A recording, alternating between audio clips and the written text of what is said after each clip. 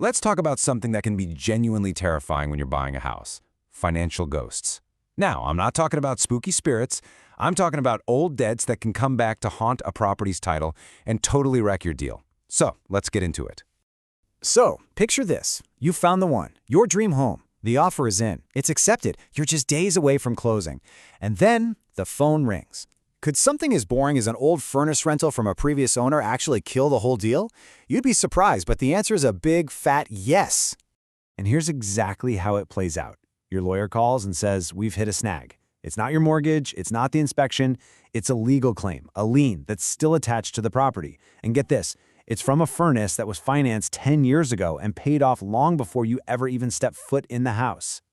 This, my friends, is what we call a ghost in the title. It's an old problem that should be dead and buried, but it's still hanging around, causing all kinds of trouble in the here and now. So what is this ghost, really? Well, in the eyes of the law, it has a name. It's a filing under the Personal Property Security Act, or PPSA for short. And that little registration is the official reason your dream home is stuck in limbo. All right, so PPSA, what does that even mean? Let's break it down, because understanding what this thing is the first step to making it vanish for good. You can think of a PPSA registration as a kind of public notice. When someone finances an item like a furnace, the lender goes and files this thing. It's their way of saying to the world, "Hey, just so you know, we have a financial interest in this item until we get paid back in full." It's kind of like the lender calling digital dibs on it.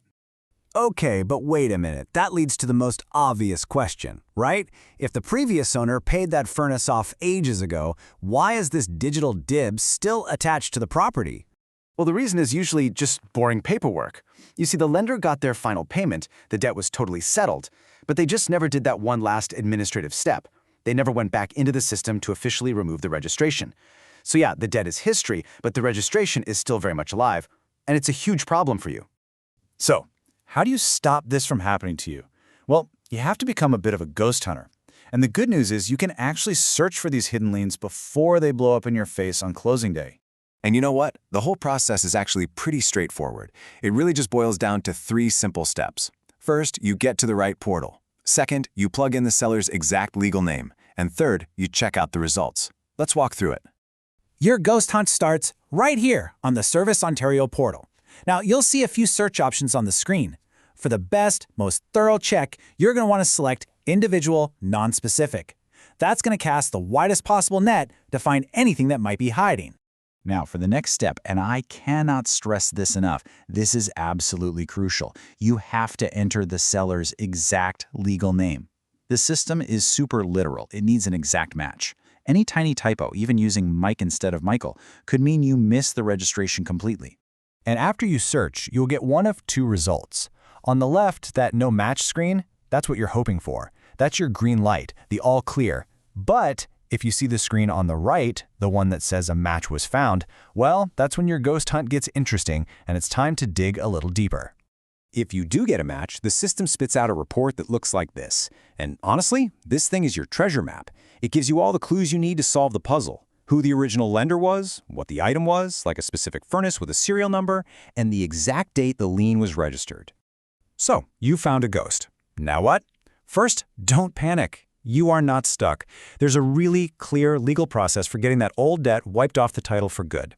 Your secret weapon here is something called a written demand. The law, the PPSA itself, gives you or your lawyer the power to send a formal letter to that old creditor. You're basically telling them, "Hey, we know this debt was paid and you need to remove this old registration now." And here's the best part. As soon as that letter is sent, a clock starts ticking. The creditor doesn't have forever to deal with it. By law, they have just 40 days to either remove the registration or go to court and explain why they shouldn't have to. And this isn't some empty threat either. As the legal experts at Gawling WLG point out, sending this formal demand really lights a fire under the creditor. It's an official legal notice that basically shoves your request right to the top of their to-do list. But what if they just totally ignore you and those 40 days come and go? Well, the law has this brilliant backup plan. As long as you have proof that you sent the demand, like a registered mail receipt, the person who sent it can actually go in and file the discharge themselves. You get to bust the ghost on your own. Problem solved. So, look, understanding all of this isn't just about fixing a problem. It's about avoiding one in the first place. Let's quickly wrap up with the key things you need to remember to protect your next big purchase. So, what's the bottom line here? For buyers, it's simple. Make absolutely sure a PPSA search is part of your lawyer's standard checklist. For sellers, do your future self a huge favor and just keep the paperwork that shows you paid stuff off. In the end, a simple search that costs a few bucks can literally save you thousands of dollars in legal fees and closing day nightmares. Which really leaves us with one last question to think about. Whether you're buying a car, a house, or anything else, you've got to ask yourself, what financial ghosts might be lurking in the background? And have you done the work to find them before they find you?